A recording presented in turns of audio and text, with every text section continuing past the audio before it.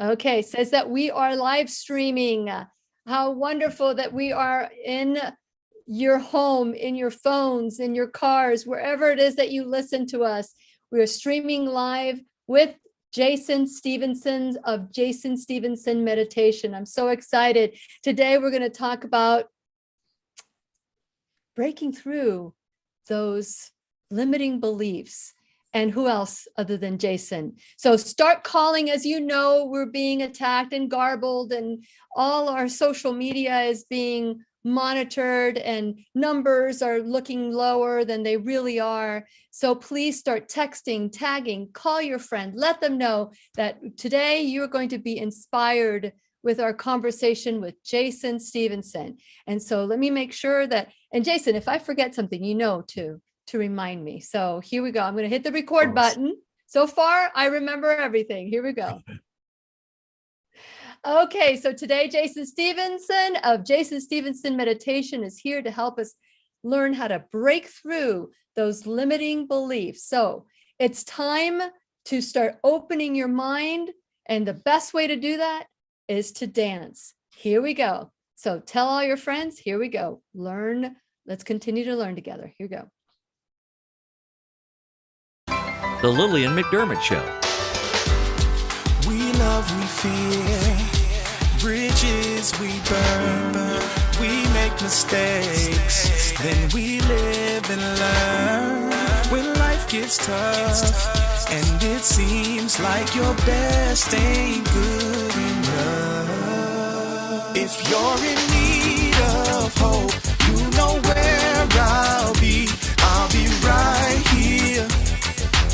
Right here, and when you need a friend, you can count on me. I'll be right here, waiting for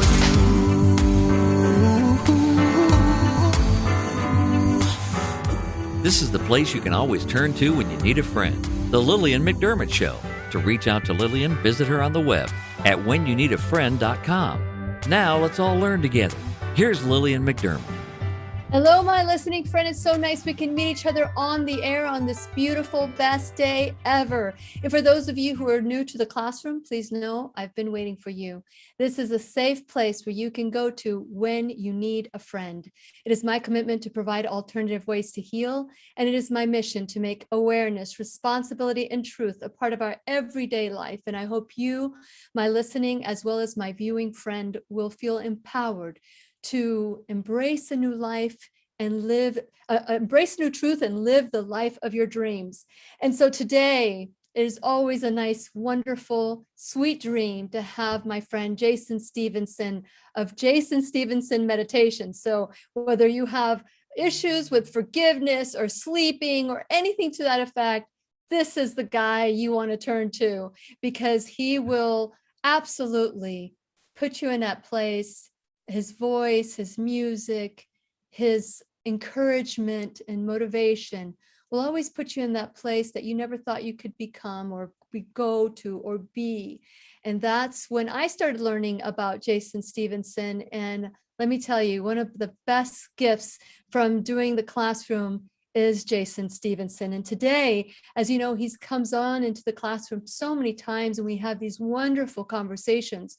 But today we're going to talk about breaking through our limiting beliefs. What are the things that we can do to take back those beliefs that don't support us anymore and rewrite them with things that are best for us? And since it is our sole purpose in life to give and receive love and knowledge, I am grateful that Jason Stephenson of Jason Stephenson Meditations is here to do just that. Welcome, Jason, to the classroom. Oh, thank you very much, Lily. It's lovely to be here. It's always a great buzz. You know, as soon as I hear that music of yours, it's just like bang, just puts me in this freedom mode. I love it. So thank you very much. Well, I appreciate it. You know, I know that a lot of people have issues with this theme song. I would say the minority have issues with a theme song, but that's on them, because dancing, as you know, dancing and doing things like that, you're in your in your frontal lobe. You're really in the moment. And so Yeah. people that have a problem with it, I think they maybe are not wanting to be in the moment. What do you think? Yeah, well, it just helps me to relax more into it. It's almost like a moment of, okay, here's my chance to release now. And as you said, to be present, right? So yeah, it's lovely to be here. Thank you. Thank you for having me, Lily. And thank you, Jason. So today, every time that you come on, we have these deep conversations that are just heart opening. And today, I don't even know how we picked this topic together, but I believe there's so many people that are holding themselves back. There's so many things that are happening in this world that are keeping us from doing what we want to do. And I'm sure that you being like, it's 7:30 in the morning over there, and right here it's like 6:07 or 6 in the afternoon, in the evening. And so as you get started with your day, good morning. Let's talk about some of the beliefs that have held you back, Jason, that you feel that had you not broken through these limitations, that perhaps maybe you wouldn't have what you have today. Absolutely. And can I just even before that, just talk about a bit of an analogy, I guess, of how these limiting beliefs happen for us. And I liken this to a baby elephant. You know, in the tourism trade overseas, and Thailand, Nepal, they have elephants. They bring up elephants that people can ride on their backs. And how they train them is they shackle them from when they're babies. They put big shackles around their feet. And so these babies, when they first get in these shackles, they're pulling against it and pushing against it. And then they get to a stage where they're just resigned to the fact that this is life, and they begin to accept that. And so when they grow up, even as adults, they're big and strong and humongous. They've got all this strength, and they could break these shackles with ease. But because of this belief now, they don't even try, and they're stuck there. And I think that that's like us as humans, where we're shackled in the mind, actually. And I love that Vision Lakhani, I think that's how I pronounce his name, from Mind Valley. I love what he says about this, and he calls it brules, and it's a bullshit rules. and he says, and this is rules that we accept as truth. And oh my goodness, yeah, bullshit rules. And there's been so many, that have been placed upon myself, and many. I don't even know, and I still battle with them, Lily. It's not like they're there, right? And they come knocking at the door sometimes. It's like, okay, I'm here again, and it's up to us to how are we going to deal with that. Yes, it is true. There is I want to add to your story about the elephants. Once the elephants become trained to believe what they believe, like they can only go so far, they cut the shackles, but they leave the bracelet on them.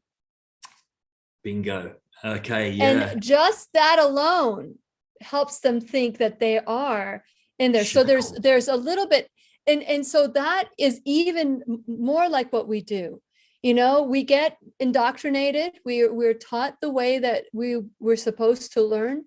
And perhaps maybe the belief that was planted there from our family, our friends, or whatever was wrong. Yeah. Or maybe it supported them, but it may not support us. Does that make sense? Yes, it does. Absolutely, it does. Or it may support us at a particular time, right? It may be that it holds us back, but that holds us back in that comfort at a particular time. And we might be like, oh yeah, okay, this is what I need at the moment.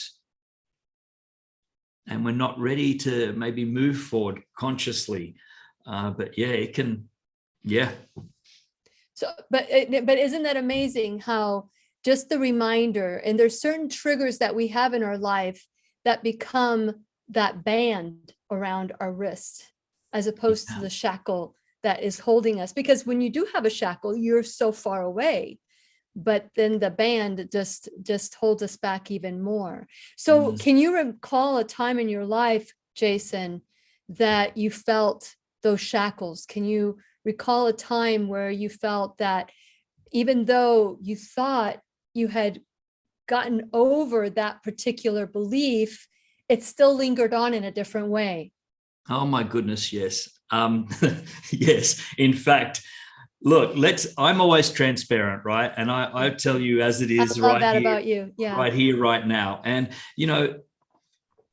even a few weeks back before coming on this show, and I knew I was to come on this show, and the belief about I'm not good enough, or what do you know? And here I am, with 3 million subscribers across 2 YouTube platforms, 900 million views, countless thank you letters every day. And it's still come knocking on my door. I mean, yes, I was aware of it after a while, but when it's there, it's very strong. And I mean, for me, Lily, I can take you back where that first started, that one. Yeah, too, if you want to share. Yeah, and it was, and I might have shared this before. Because when you shared, Jason, when you share, you give permission for other people to go deep that way too. Yeah. Well, I was in primary school, and math wasn't my favorite subject at all. I was not very good at it at all. And I struggled with it, probably due to the teacher.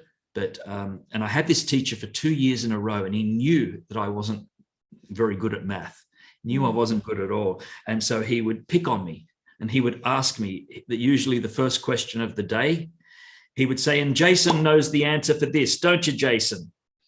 And so it was this. What a bully. And everyone would laugh. And this happened for 2 years.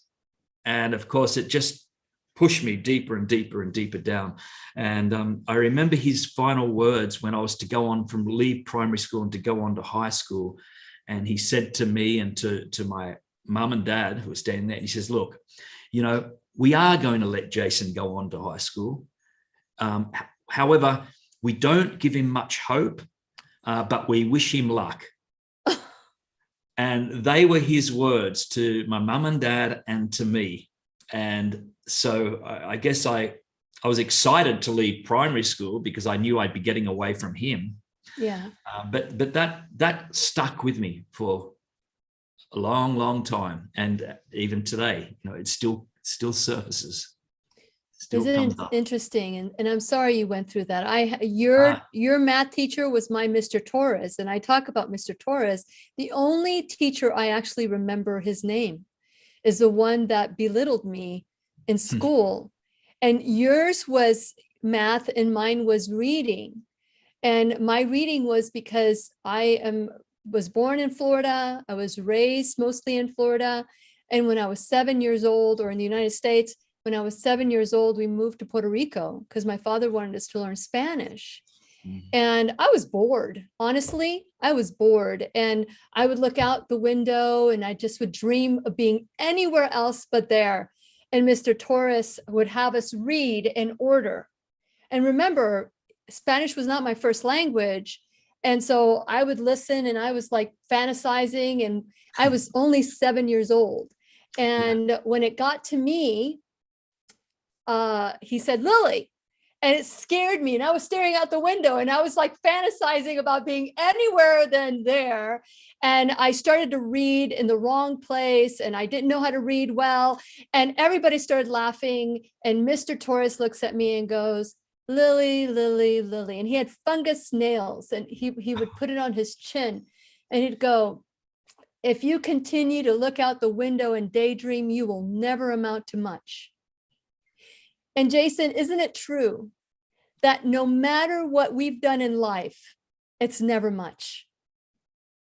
Mm-hmm. It's never much. In our brain, it's never much because we're fulfilling the promise or the curse of that teacher on us.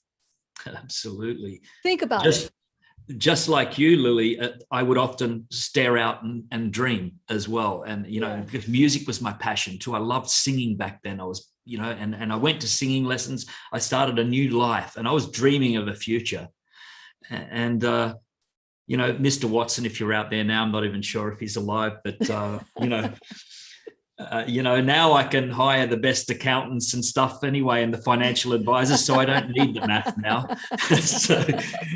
so there you go, right? There you go. That's Yeah. the sweetness of life when you don't buy into the lie. But we did, and we still do. And that's why we are having this conversation today, because it's not just for us, it's for all of us.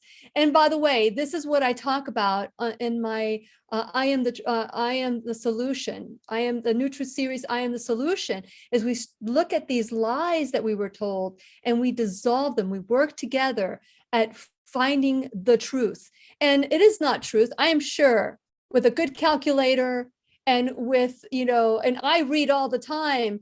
It was just at that moment we were caught off guard, or maybe there was something about that teacher that made you feel nervous and you didn't want to get called on. And that's what caused the problem. It had nothing to do with math. Does that make sense? Yeah, absolutely. Big possibility that. I'm sure you're great at math. And that's the new truth that we're going to put on there. Yeah. Well, then moving into high school, I did have a math teacher that met me at my level. Great. And I started to find this joy of mathematics. Nice. So, and he made it fun. He would often use, I was a real short kid at school. I was probably the shortest in the whole form. And I remember he'd pick out examples. He'd pick me out as the shortest, and then he'd pick out another the tallest guy, and he'd say, right, okay, so we have the short amount here. Jason, you come out here. But it was all in jest, and he'd say, right, Sasha, you come out here. In comes a new limiting belief, I'm short. but because it was all in jest, it was all great, and it made me understand math. And I began to be excited by it. I was like, wow, I can do this. So, isn't it true? So, this doctor, this teacher who was seeing in you what he was himself. He was a bully, and he tried to make you feel bad, just like he felt bad about himself. Yeah. Mr. Taurus was that for me too. But you want to hear and obey as children. You want to be the good little boy, the good little girl. And those are declarations that, whether we believe it or not, that we fulfill. Yeah.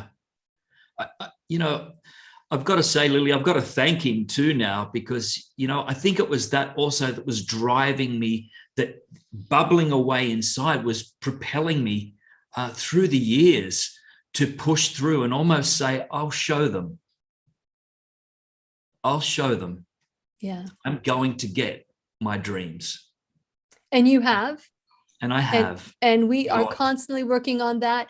And that's wonderful. And I'm wondering, what are your limiting beliefs out there that are watching this today, wanting to break through? You can text me at 407-373-5959. Declare what your limiting belief is, and you're going to break through that, because it's so important that you be a co-creator with yourself, that you figure out, because awareness is key. And Jason, are you familiar with Carlos Castaneda? Yes, I have. I can't say I've read many of his books, Lillian, but absolutely familiar with. Yeah. So Carlos he's an American author, and he tells a story about being on a boat. And while he was in the boat, he started looking behind the boat, and he noticed the wake. And he was like, what is in the wake? What is the wake? What is causing that wake to happen? And the trail that the boat leaves behind, that is the wake, right? And then he goes, well, what drives the boat? Power and energy from the engine? Is that what drives the boat? Can the wake drive the boat? And the answer is no. Of course, the wake can't drive the boat, but the boat, that engine, can create the wake. And so then you ask yourself, what do we do when we're focusing on the wake? Think about it. We're focusing on the wake and what our life used to be. But what is creating the wake behind us? So if we focus on the wake, we just focus on what's the past, what's in the past. But we really need to focus on the engine. But what creates the power in the engine? So we can answer the question. Go ahead. What do you have to say? Yeah. Well, I say it's the greater power within God. Yes, it is. It is. And so that's where we need to be focused on, right? Yeah. And we spend so much time looking back at the past. And as you said, the wake. And then while we're doing that, of course, we're not creating the future, right? We're not at all creating the future. We're not.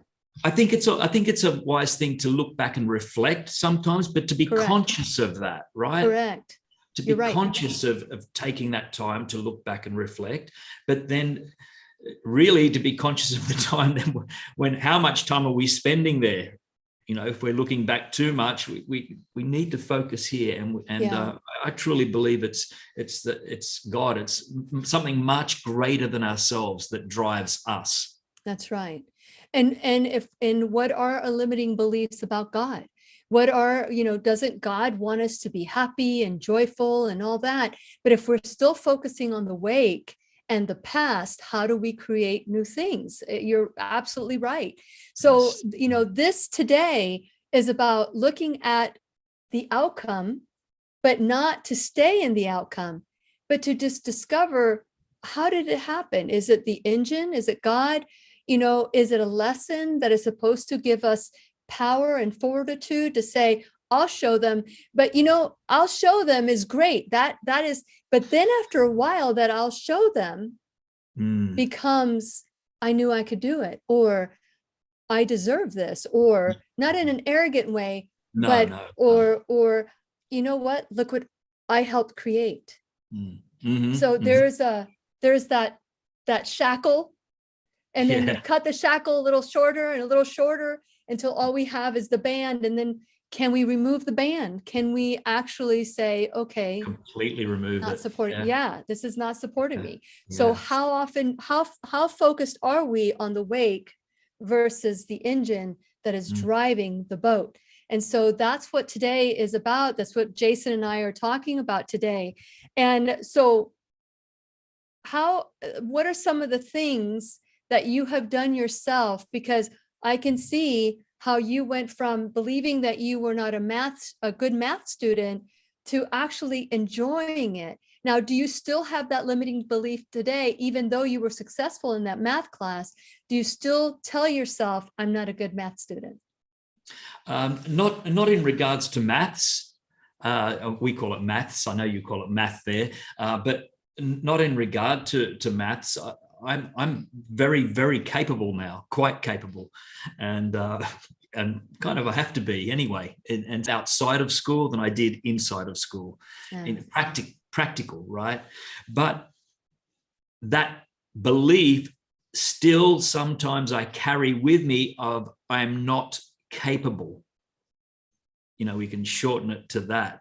Who do I think I am? I'm not capable. I remember resorting to cheating in when I was at maths. A friend said to me, God bless him, he said, he was sitting next to me and he said, Jason, he said, I'm really tired of this, what's going on. He says, just copy my answers, please.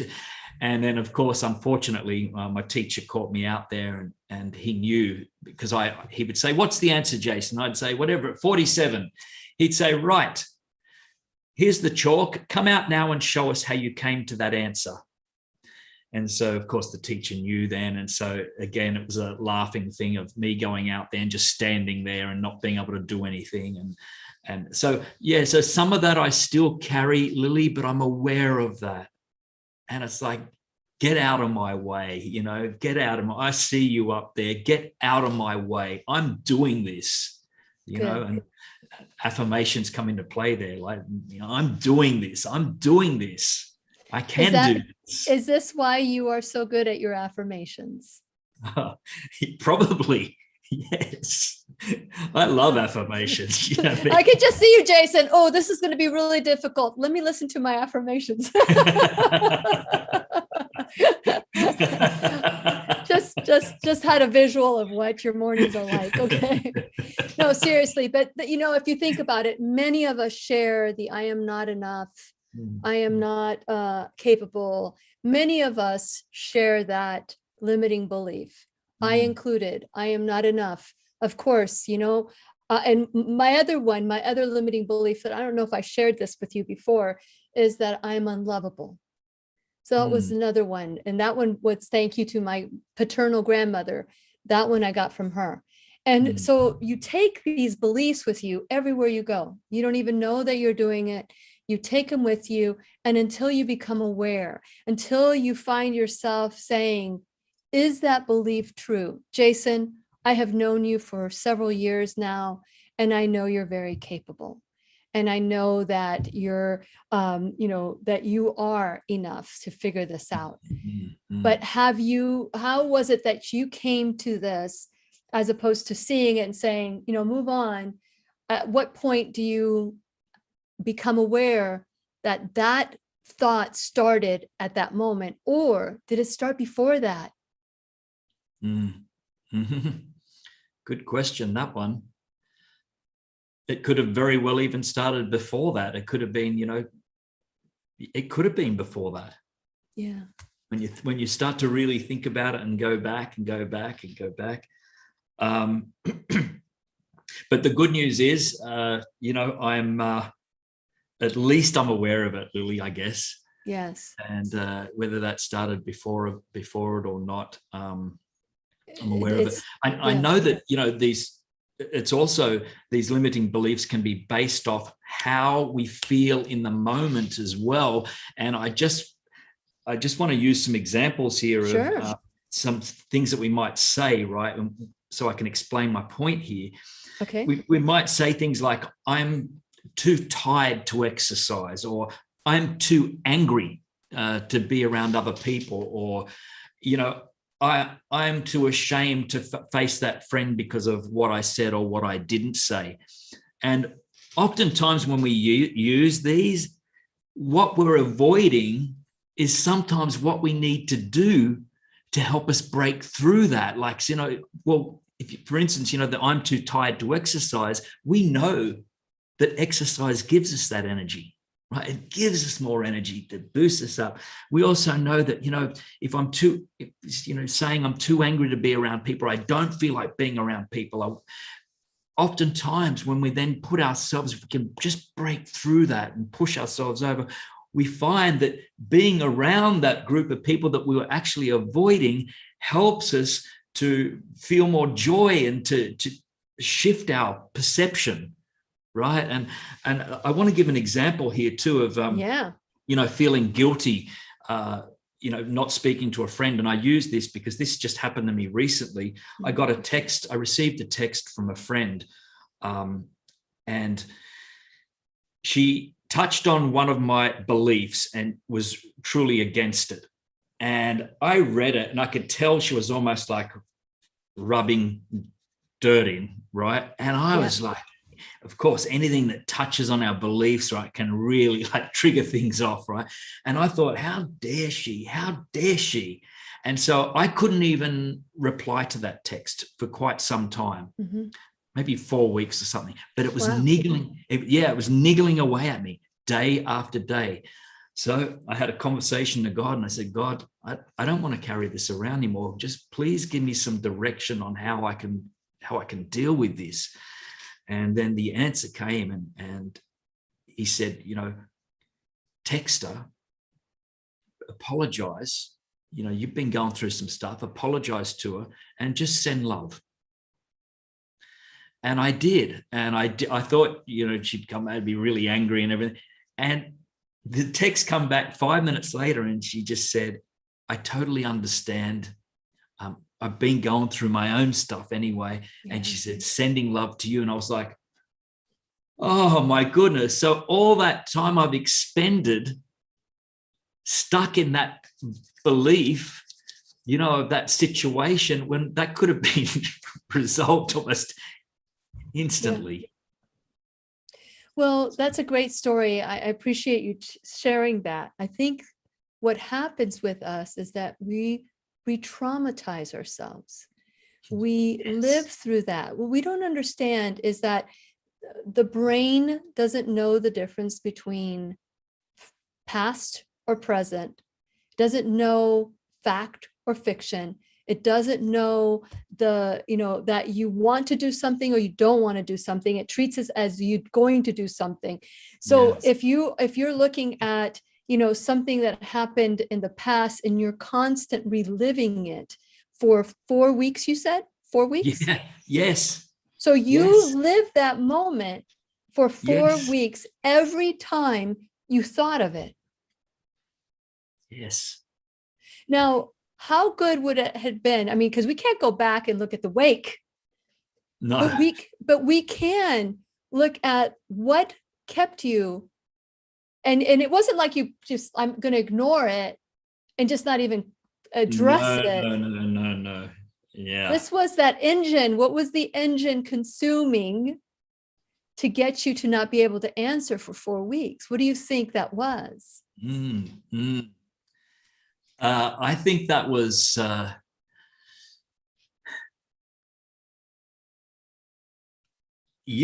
could even be brought back to that thing of maybe even that belief of I'm not good enough again.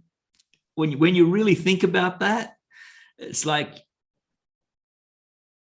it's almost like I've been shut down. But again, I perceive that through my own lens. It's probably not what she even thought in the first place. I've perceived it wrong. I've shut down. It's like, I'm not good enough. Yes. Yeah. And that makes me angry. Right. Angry.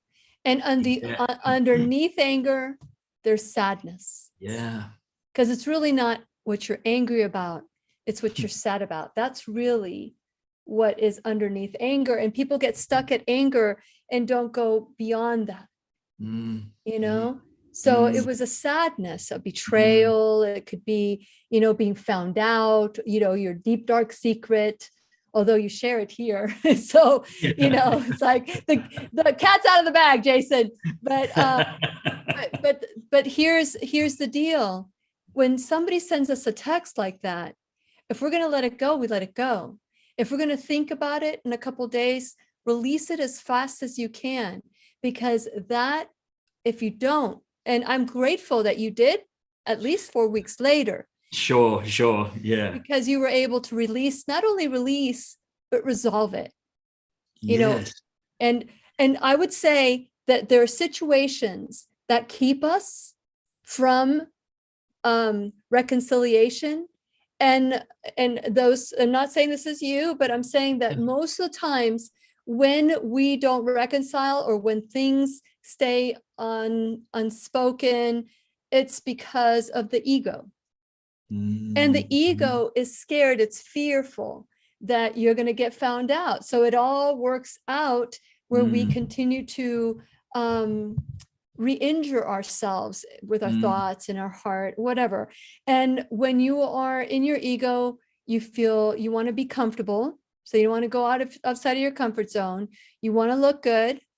You want to be right. Or you want to, let's see, did I say uncomfortable? Stay comfortable, be right, look good. And there's one more. There's 4. And I said be right twice. I'll think of the 4th one.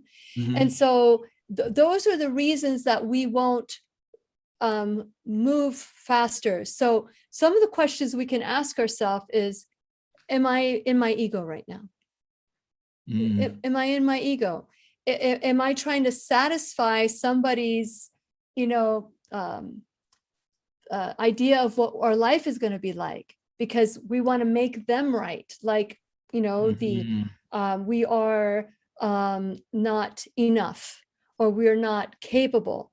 Somehow we might make this commitment to honor their decree of who we are, when in reality, they're seeing themselves in who we are, especially when we're young.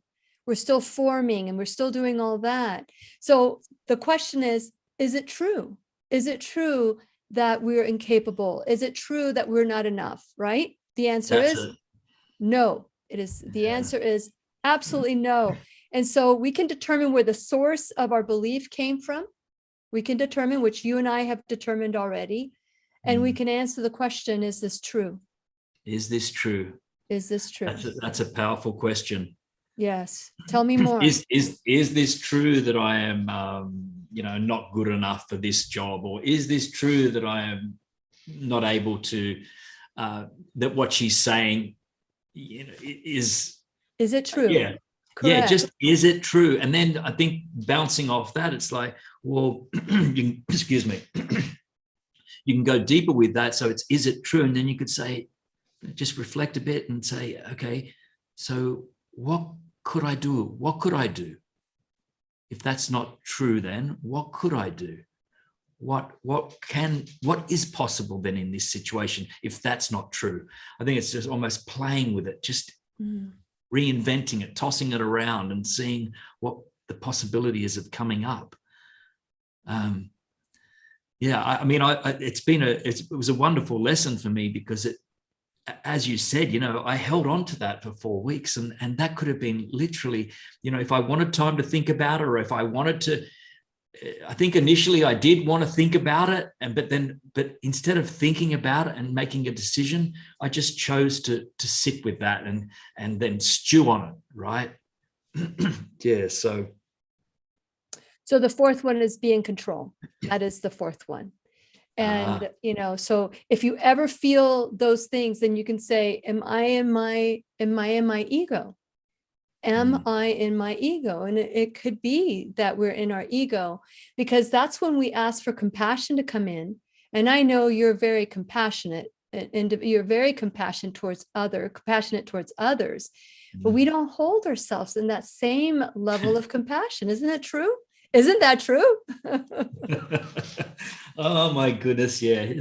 That's ironic, that it's so easy to, offer advice or to be compassionate for that other person. But how many times do we not give that to ourselves? Right. Yeah, that's right. That's right. I mean, that happened to me just recently, where a 20-year friendship of me, over 20 years, I was supporting and there for that person.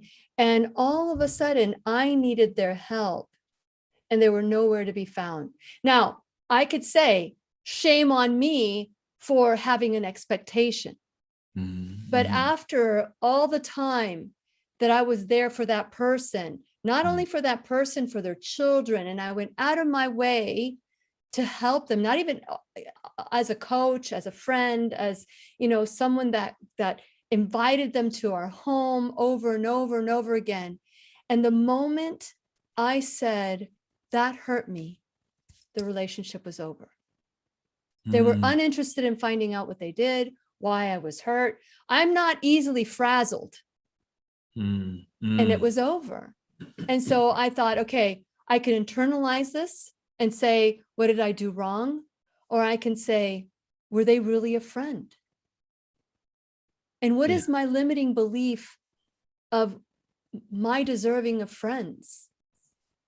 And I think that's why I am so compassionate and so out there about being a friend, because sometimes it's hard to find a friend that you can go to in trials and turmoil or whatever, because everybody else just wants to take from you, I don't know if you find that too, that people come to you when they're in crisis or when they're in a need or they're in something like that. I don't know if that's become my limiting belief, but it certainly became true at that moment when I said, I'm hurt about this. And instead of saying, tell me more, why did I hurt you? They basically said, screw you. And so I'm thinking, do I really need that kind of friendship? Do I really need, and we've had several times that we had an opportunity that I've opened the door for this person to discuss what happened, not even interested. So that tells me that that relationship was a seasonal relationship. They got what they needed and they're done. Yeah. And good for you for letting that go too then. It's been a process. It's been a process because when you've known somebody for 20, 25 years, it's really, you develop a bond, you're a family. And but I also have to understand that I want people that care for me as well, not just for themselves. So it happens. And that was 2 years ago. And although I've put it down and I've tried to pick it up several times and give that person an opportunity to discuss it, I'm thinking if they're not interested, then I need to resolve it on my end. So I don't know if any of you have gone through that, where it's the disillusionment of a relationship or limiting expectation of a friendship. It's like, what if, and I don't expect much, but if you're giving all the time and that person takes and takes and takes, don't you think that when it's your turn to say, you know what, I need help right now, I'm feeling vulnerable, I'm feeling pain, I'm feeling that somebody would want to come for you? That would be really nice. Yes. That would be really nice. Yeah, of course, right. Yeah. So, and it could be that I have a limiting belief about friends, that there's not people out there that really want to be a friend. So that's something I get to look at on a regular basis. But in the meantime, I'm going to be a good friend, because it doesn't matter to me what another person does. What matters to me is what I do. Beautiful. Yeah, beautiful. And that's what you've got control over, right? That's so it. You can be a good friend, and you will do your best to be a beautiful friend. Well, thank you. Yeah. And you are dearly. Yeah. Well, you're so sweet, Jason. And I also enjoy our time together and our times that we've shared with one another. And that's the question we always have to ask. If there's a situation that's happening or that it keeps happening, it's a recurring issue that keeps happening, how am I attracting that? Right? It's no longer the other person. It's that I'm attracting it, right? Yeah. And isn't that because that lesson has not been fully embraced? Yeah, like it hasn't been learned. You would think I'd get it, right? And it's like, here it comes again. You've still got a bit more to go on this. Yes. Here we go again. Yeah, I'm hoping I learned it because I did put my foot down. So, at this point, after 20 years, I would back away and then I would come back and back away. Like maybe I'm not enough to be a friend for somebody else. I don't know. So that's to be continued, because that is something that is evolving in me. And I need to find out where it is in my life and what is my limiting belief about friendships and why friendships can't be give or take. Why is it just one person taking and the other person not giving? Yeah. And so, but that's neither here nor there. Yeah. And as you said, Lily, it's that identification process. It's identifying. And we can pick those up just by those little thoughts that we have. And oftentimes these thoughts that come in, these beliefs and stuff, come in either, number one, before we go to sleep, that's when the mind starts, playing, the little voice comes on, Yep, a lot of negativity as well, but Yep. also in the beauty of meditation when we do those, because that's also when we see those thoughts as well float past us. Mhm. And I think that's the first step, is at least recognizing that they're there. Yeah. Instead of stewing over them or brewing of them, I mean, you made a plan. It took you a while to get there. It's taken me a while to get there, but you made a plan, you responded, and it worked out. Yeah. I mean, when I think about that though, Lily, to be truthful, that if I reflect back on that, I probably was not going to respond. But I also know when I'm fully aware of my body and what goes on when things keep churning. Yeah. And I knew that this was not serving me. And then I'm not, if it's not serving me, and it's also not serving her as well. Mm-hmm. When we talk about if everything's energy, she would have been feeling something all that time, all that gap of silence. I know that. Yeah. And so it's not serving her, it's not serving me, and it's certainly not serving my people that listen to my work, because it's going to come out in other ways. And so that's why, next time I'm just going to reach out to God a little bit sooner. Isn't that good? And say, Yes. give me some, can I just have some guidance now? Send it through, and I'll listen. So that's the lesson for me. But you put yourself in that place that you were willing to listen. You put yourself in that place because absolutely 4 weeks went by and you weren't listening. So it doesn't matter if God was saying, Jason, hear me now, because we don't listen. We don't listen. I'm not saying just you, but we don't listen. But when you asked, you got the answer. Yes, absolutely. How wonderful is that you asked? Very, very quickly. Very quickly. Literally Because the next day. Do you think that the answer is in us all along, but those blocks that we have along the way just like push the answer out so that we don't have to take ownership for it? What do you think? Yeah, I do. I think it like a little pinball. Almost like instantly, right? Yeah. But like you said, I think it is that thing about ego, about, how dare that person say that about me, or, how dare that person. And a lot, there's a lot to do with ego there. Yeah. Yeah. Yeah. But, it's great that you asked the question. You recognize the belief, because there's such a thing as imposter syndrome. And there are people in our lives that know those triggers to pull and to push, and shame on them, because they should not control and manipulate people that way. I used to be that way, by the way. I can see people's weaknesses and I didn't use it for good. Oh, wow. Yeah.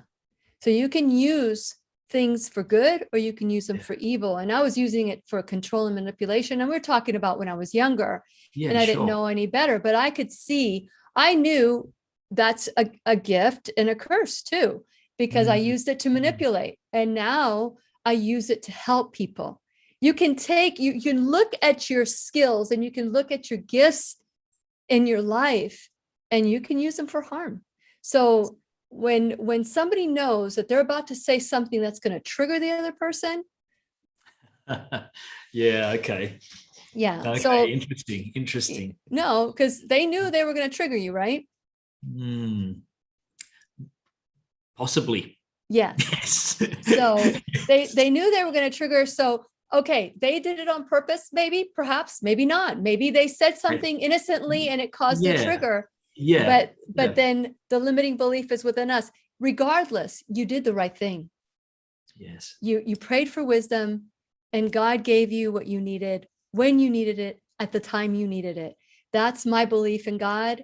That always happens that way. So good on you, Mr. Jason Stephenson. And it's really important that we challenge our belief. When we say, is that true? Well, if it's one thing, or if it's not this, then what is it? What is it? if I'm not capable of doing this, what would I be capable of doing? Because don't count on me to do brain surgery, but I can walk you and hold your hand while you're going to have brain surgery. You understand what I'm saying? Those Yes. there's a difference. What can I do? Yeah. Not just what I can't do, but what can I do? Those are Yeah. some of the things that we can ask ourselves. Anything else in your list of things that you want to talk about today? Well, I mean, this is another subject in itself, but I think a lot of limiting beliefs are placed on us through the media and our government. And let me tell you something, like as a child, I grew up watching the 6 p.m. news with the family, believing that was absolute truth every night. Yeah. When I think back to that, the 6 p.m. news that was it. That was what the world was based on. That's what the world was going on. And now, with what I know and all I know, and, I found out that 15 billionaires of the world run virtually all of our media. So that's 15 people running the entire world's media, or own the entire world's media. So really now you're putting your trust in that news program.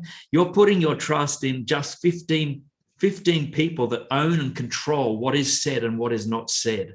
Right. And that's been a big it's been a big thing for me because I currently so many illusions for me are being shattered, completely shattered because of all this trust that I had and this belief and, watching the news and listening to the reporters. And now I'm not saying they're all lying. The reporters, they're just doing the job, and maybe some of them don't know what's going on right up the top. With the editing. But they're responsible. They're still responsible. Yeah. They're still responsible, but the new people coming in, there's journalism that they come in and many of them don't know. And they're probably quite shocked as they move on up and find out what's going on. Yeah. Well, you're limiting. So what I'm hearing you say is that your limiting belief was the news was true and that is reliable, but that limiting belief. I'm almost embarrassed to admit it, to be honest. I will tell you that I felt the same way until they caught Brian. What is his name? Brian Williams. He lied for 13 years about being shot down by a helicopter. He was in a helicopter and their helicopter almost got shot down. That was a lie. But you see, he got called out on it 13 years later. But it wasn't just about him. It was all the reporters that were in there, all the military that was in that helicopter, because this was a military mission. It was the NBC News that was in there too. Nobody mentioned them. And I said, that's it. I will not watch the Today Show again. I will not watch the evening news again. And let me tell you, that's been freeing, and not to have to believe everything that the mainstream media is saying. So that's a good, you question your limiting belief of what it was to watch the news, and you came up with an alternative, right? My alternatives are researching my own stuff now. I research. Yeah. I've got to tell you, I almost laugh now if I quickly see the TV before I watch Netflix. But if I see the TV reporter just before I switch over to Netflix, and I see their face and their how they talk about things so seriously, it's almost like laughable now. I look at it and go, oh my goodness, quick, get it off, quick, shut it down. It's laughable. It's laughable until you realize that most people are going, I hear and obey. Sure. Yeah, it is laughable, but people are believing what they're hearing. And that's why 50% of the United States have had their shot and the other 50% have not. Does that mean that 50% don't believe the media and 50% believe the media, or 50% have done their research? I have no idea what the whole situation here is, but it's important. that we stop and do our own research. That's an invaluable lesson, Jason. Invaluable lesson to do your own research, because it is just crazy what's happening out there. Yeah. And I guess that media then ties into the government as well. So it's another can of worms. It's a big, yeah. It is a totally different show if we talk about things like, as a matter of fact, Del Bigtree, I don't know if you follow Del Bigtree. I know Del Bigtree. I like his work. Yes, Del is coming into the classroom next week. I believe it's Tuesday next week.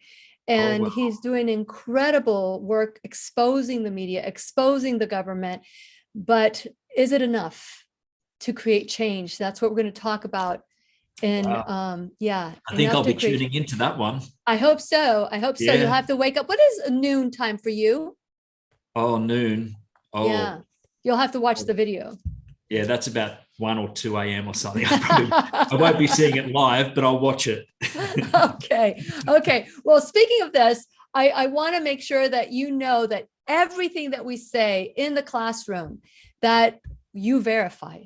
Because even though Jason and I have done our research and we call this our truths, you need to research it too, because if you just repeat what we say, then you're doing no different than what the mainstream media is wanting you to do. Please research this information. Please sit with yourself and say, why am I behaving this way? Where did this come from? What was the beginning of this? What was the genesis of this belief? And you'll really, and one of the things that I want to encourage you is to sign up for the September 17th, 18th, and 19th workshop, the I Am the Solution workshop. I mentioned it a little earlier ago. I want to encourage you to do so. I also want you to go to whenyouneedafriend.com and start researching what God is, how God is so wonderful. With the book of Revelation, now we have it on DVD. This is a 12-disc one, or you can get it online. We're also doing the 100 lessons from the Exodus. God took care of the Israelites for 40 years, not 3 weeks, not one day, 40 years. And that's the kind of trust that we need to have right now with God. So we are 5 orders away from getting the DVD ordered for the Exodus, but you can get it online at any time. And so check out whenyouneedafriend.com. Please become a subscriber. Please follow and like. We are uploading some of our videos on YouTube, but the ones that are a little bit controversial, we are putting on Odyssey and BitChute. So please subscribe there as well. Check out my sponsor, Dr. Jennifer Gramuth, and then check out the different ways that you can support the classroom, either purchasing something from one of my affiliate sponsors, or you can become a student of the classroom, whether it's $1 or $1,000 a month. Please help us grow, whether it's your time, talent, or treasure. Anything that you do will be great. Also, I want to encourage you to go to jasonstephenson.net because he has a free guided meditation. Tell us a little bit more about that, Jason. And I'm so grateful for your time today.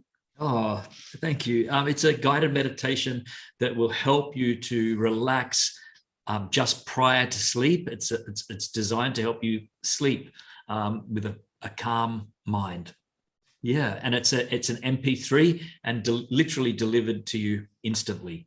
So just put your name, email in, and bam, it'll be sent to your email, and you can listen to it on your phone or your computer, wherever, and carry it around with you. I hope it helps you. And you have helped millions of people, Jason. And I hope that whenever you are having those doubtful moments, that you know that God has walked through everything you've done with you, holding your hand side by side or in you, because the work that you're doing is not just good enough. It's awesome. It really is. Thank you so much. Thank you for what you do. That's beautiful. Thank you. No, it's, I love all your meditations, your Ho'oponopono. Will we have time for a quick meditation after the class today? Nope, that's okay. Because Jason, I just realized the time. So we're not going to have a meditation. Maybe next time we'll have him come on. There's not going to be a teacher's pet corner, but I'm just so grateful. Yeah, no, that's okay. I'm so grateful when Jason comes into the classroom. And as it is, we've extended ourselves, haven't we, Jason?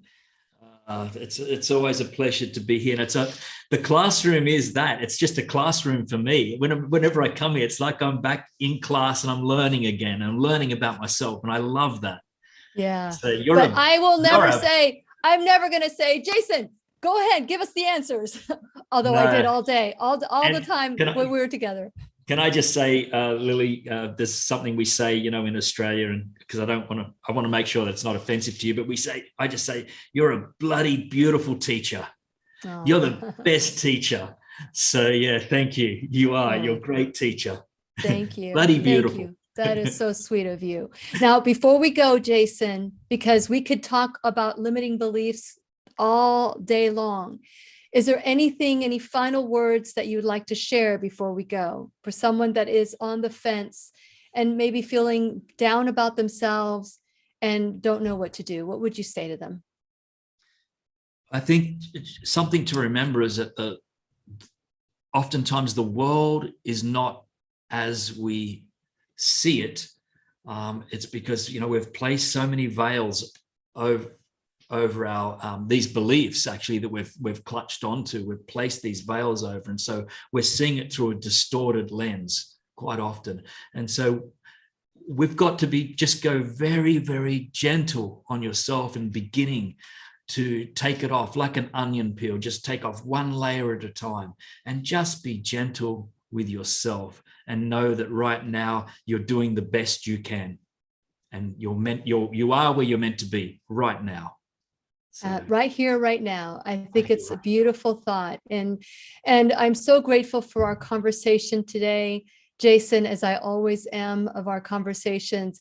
But, I want to just, in this process, we've talked about forgiveness and the importance of forgiveness. And, whatever it is that we've done, no matter if we've fallen short or if we've risen up to used our gifts and talents for something to hurt somebody or to even hurt ourselves, it's time to also forgive. Jason, you have lots of forgiveness meditations, Ho'oponopono, you have all these. So I want to encourage everybody to become the 3 millionth subscriber for your YouTube channel, and go to jasonstephenson.net, because it is time for us to take our health back. It really is.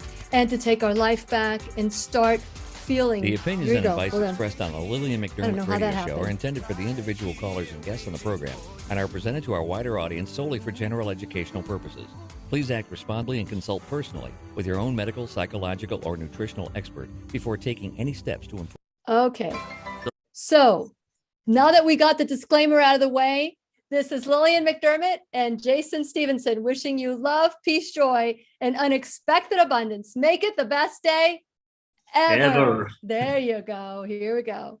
Thank you so much. And I am going to say goodbye to all of you. And Jason, hold on a second, okay? God bless. God bless you all, and we will see you tomorrow. We're going to be talking about marriages tomorrow. So we'll